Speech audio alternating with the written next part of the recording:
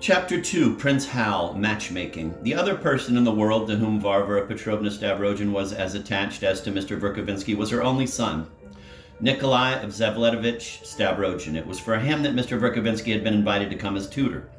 Nikolai was 8 at the time. His irresponsible father was already living apart from them, and the boy was entirely in his mother's care. In fairness to Mr. Verkovensky, it must be said that he knew how to gain the affection of his pupil. His secret was quite simple. He was a child himself. I wasn't around then, and since he always needed a confidant, he didn't hesitate to make a friend out of even such a small child. And as the boy grew, any gap that may have existed between them seemed to disappear. He repeatedly woke his 10 or 11-year-old friend in the middle of the night and tearfully poured out his wounded sensibilities, or even shared some family secret with him, which, of course, was quite unforgivable. Then they would sob in each other's arms. The boy knew his mother loved him, but he didn't seem to feel very much for her. She didn't talk to him much and hardly ever prevented him from doing what he wanted, but somehow he felt the intensity with which she watched him, and that made him painfully ill at ease. In any case, Mrs. Stavrogin fully entrusted Mr. Verkovensky with her son's education, as well as the building of his character.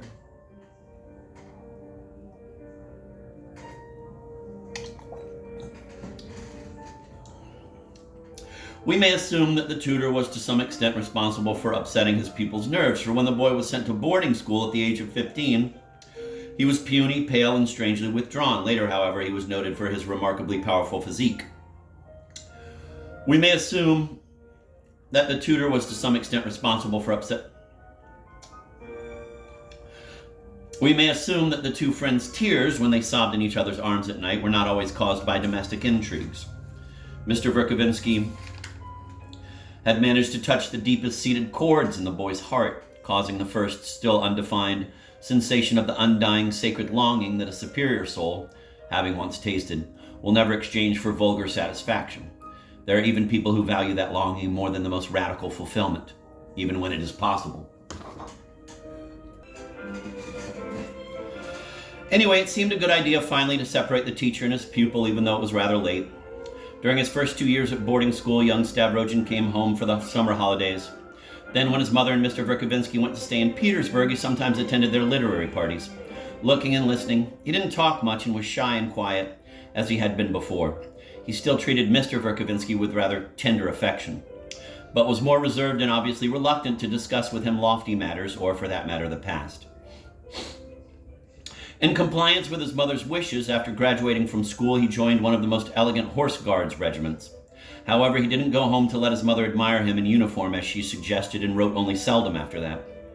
Mrs. Stavrogin sent her son all the money he wanted, despite the fact that immediately after the emancipation of the serfs, her income was cut by about half. But then it must be said she had managed to accumulate a bit of capital and could probably afford it. She was very eager for her son to be a social success, and she was not disappointed. Where she had failed in renewing her connections, the rich young guards officer succeeded easily. In fact, he established connections that she wouldn't have dared dream of. Everyone was delighted to receive him. But strange rumors soon began to reach Mrs. Stavrogin. Her son apparently had suddenly plunged into the wildest dissipation.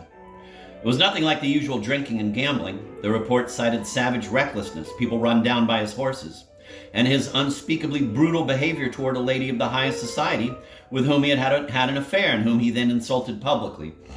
There was something obviously unnatural about it all. Apparently he had become a terrible bully and went around insulting people for the sheer joy of it. Mrs. Stavrogin was worried and depressed. Mr. Verkovensky tried to assure her that it was just the growing pangs of a richly endowed and highly complex nature, that the stormy seas would calm down, and that her son's youth resembled Prince Hal's, whose mad revels with Falstaff, Poins, and Mistress Quickly Shakespeare describes in Henry IV, Part 1. Mrs. Stavrogin didn't just brush him aside with a rubbish, as she had tended to recently. On the contrary, she listened to him intently and asked him to tell her more about Shakespeare. Then she read the play herself, but Shakespeare's drama didn't reassure her. She couldn't find the least similarity between the two cases. Meanwhile, she eagerly awaited her son's reply to several letters of hers. However, her questions were soon answered. She received the sinister news that her Prince Hal had been involved in 2 duels, one right after the other, in both of which he had been in the wrong. He had killed one of his opponents and maimed the other. He was court-martialed, reduced to the ranks, and transferred to an infantry regiment. Indeed, only special intercession from above saved him from a sterner sentence. In 1863, he somehow managed to distinguish himself. They gave him a medal and promoted him to corporal. Then, in a surprisingly short time, they gave him back his commission. During that whole period, Mrs. Stavrogen must have sent 100 letters to the capital with pleas for special consideration. In this special instance, she was willing to humble herself. But soon after he regained his commission, the young man suddenly resigned it and left the army. However, he did not return to Skvoreshniki. Indeed, he ceased to write to his mother altogether. Later, she found out circumspectly that he was back in Petersburg, but he was never seen with his former acquaintances anymore. He apparently was avoiding them. Finally, she discovered that he kept strange company associating with the dregs of Petersburg, that he went around with penniless petty employees, drunks, and retired army officers who stooped to dignified begging in the street. It was said that he visited their filthy homes, spent days and nights in slums and God knows what grimy alleys, that he had let himself go, looked like a tramp, and apparently liked it that way.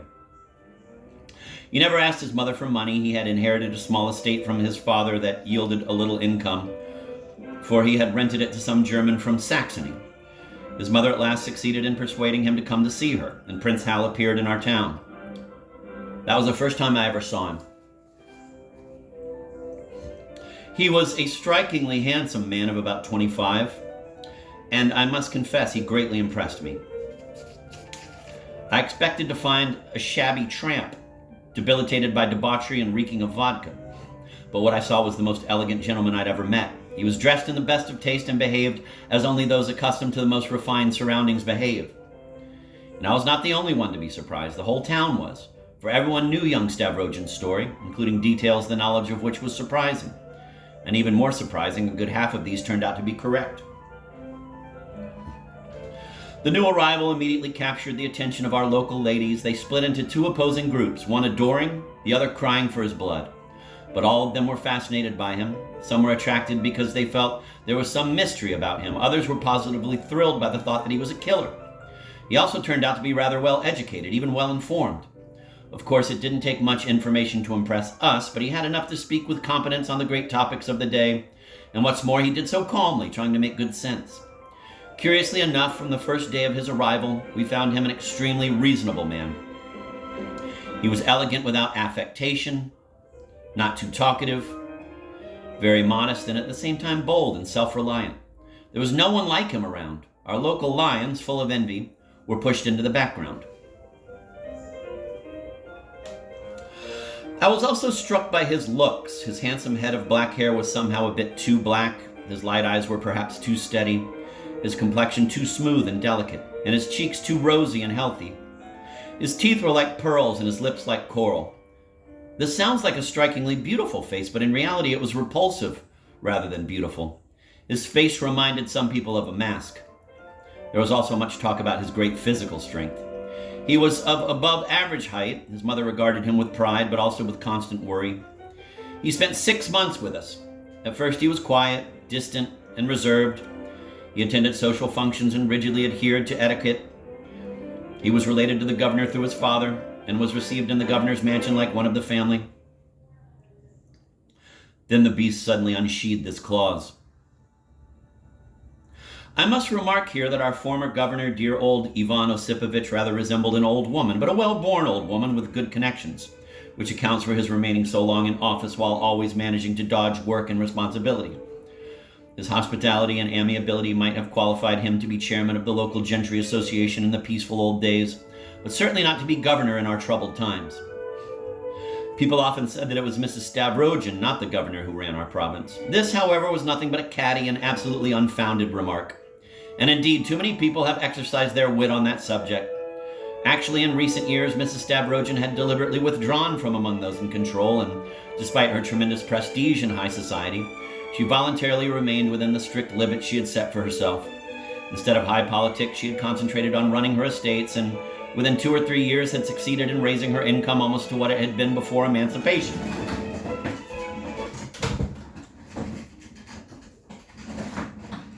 Instead of making the romantic gestures of the past, such as the trip to Petersburg and the idea of founding a liberal magazine, she cut her expenses and started saving. She even decided to separate from Mr. Verkovensky, allowing him to rent an apartment in another house, something that, under various pretexts, he had been asking her to let him do for a long time. Little by little, Mr. Verkovensky started describing her as down to earth, referring to her facetiously as my down to earth friend. Of course, he only indulged in jokes of this sort with great discretion and under suitable circumstances. All of us who knew her well, and Mr. Verkovensky better than any of us, understood that her son now represented her new hopes and even a new daydream of hers. Her great love for her son dated from the time of his success in Petersburg society and grew immensely when he was stripped of his commission and reduced to the ranks. But at the time, she seemed to be afraid of him and behaved rather slavishly toward him. She obviously feared something ill-defined and mysterious, something she herself couldn't pinpoint. She often watched him discreetly and intently, trying to decipher and understand something. Then the beast unsheathed its claws. Suddenly, without any provocation, our prince committed several unprecedented outrages different from anything one would have imagined. Not at all the usual run-of-the-mill things. These were completely inane, unprovoked, childish outbursts of spite. God knows what made him do what he did. One of the most venerable members of our club, Mr. Gaganov, had the harmless habit, when excited, of adding the phrase, "Ah, no, I won't let them lead me by the nose," to every sentence he uttered. What harm is there in that? Well, once, as he made this remark to a group of important visitors, Stavrogin, who had been standing in a corner and had taken no part in the conversation, walked up to Mr. Gaganov and, suddenly thrusting out his hand, caught the old gentleman's nose between his index finger and thumb and pulled him along a few steps behind him. He couldn't possibly have had a grudge against Mr. Gaganov, so it must have been simply an unforgivable schoolboy prank. Later, people who said they had observed his face while he was pulling his victim behind him agreed that it was almost dreamy, as though he'd lost his mind. But that was recalled only much later. In the heat of the action, it was not the first but the second moment that struck them, by which time he must certainly have regained his senses. In any case, he didn't seem in the least embarrassed. On the contrary, he smiled maliciously and looked highly amused, without, as they put it, the least sign of regret for what he'd done. There was a great commotion, and they all crowded around him. Stavrogin turned his head, looking into the faces of those nearest him, without uttering a word in answer to their shouting. Then he again seemed to slip into his dream, at least according to the accounts of witnesses, frowned, walked determinedly toward the affronted Mr. Gaganov, and muttered very quickly with unconcealed irritation, "Of course, you'll have to excuse me. I don't know why I suddenly felt like such a terrible desire to do a stupid thing like that." The casualness of his apology was in itself a fresh insult. The din redoubled. Stavrogin shrugged and walked out. It was all very stupid, to say nothing of its outrageousness. It was, one could see from the first glance, a deliberate and calculated insult to our entire society. And indeed, everyone took it as such. To start with, Stavrogin was expelled from the club. Then they decided to present a petition signed by all the members of the club to the governor, requesting him, without waiting for the affair to be heard in court, to restrain this notorious bully, this dueling fiend, from the capital by the administrative measures at your disposal, thus safeguarding the public peace of the town from similar scandalous breaches. And they added innocently, perhaps some law could be found that would also apply to Nikolai Stavrogin. The purpose of this remark was to needle the governor about his relations with Mrs. Stavrogin, and they amplified it further with great zest. As luck would have it, the governor was away. He had gone to a neighboring town to attend the christening of the child of a pretty widow whose husband had died during her pregnancy. However, he was expected back soon. In the meantime, the victim of the outrage, the venerable Mr. Gaganov, was feted and acclaimed. Everyone shook his hand and hugged him, and the whole town called on him to assure him of their sympathy and admiration. They even planned to give a subscription dinner in his honor, but finally gave up the idea on his own insistence. Perhaps it dawned on them at last that the man, after all, had had his nose pulled, and that was hardly a suitable occasion for celebration. And yet, how had it actually happened? How could it have happened? It is remarkable that no one in town ascribed this absurd act to insanity. This indicates that they expected such acts from a Stavrogin in full possession of his faculties. I myself don't understand it to this day, despite the event that soon followed it and seemed to explain everything and satisfy everyone. Let me say only that 4 years later, Stavrogin frowned and gave the following answer to my carefully worded question as to what had happened that time in the club. I was not very well then, of course, but I don't want to anticipate. I was also rather curious about the general outburst of hatred against the bully, the dueling fiend from the capital. They insisted upon finding in his action a deliberate intent to insult our entire community. The man had succeeded in antagonizing everyone, but what did they really have against him? Until that incident, he'd never had a quarrel with anyone and had been as polite as a young gentleman in a fashion plate would be if a fashion plate could talk. I'd say it was his pride that brought all that hatred down on him. Even the ladies who'd begun by adoring him now loathed him more than the men did. It was a great blow to Mrs. Stavrogin. Later, however, she told Mr. Verkovensky that she had felt it coming every day and had even somehow expected something just like that. It is remarkable for a mother to admit a thing like that. Here goes, she had thought with a shudder.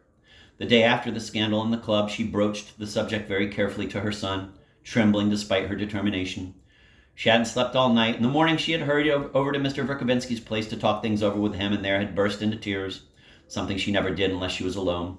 Now she wanted her son to say something to her, to have enough consideration for her, to offer some sort of explanation.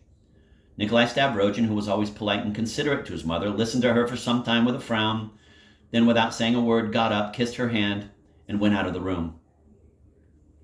That evening, deliberately it seemed, he caused a second scandal that, although less violent and shocking than the first, was sufficient to whip up a general clamor because of the already prevailing mood.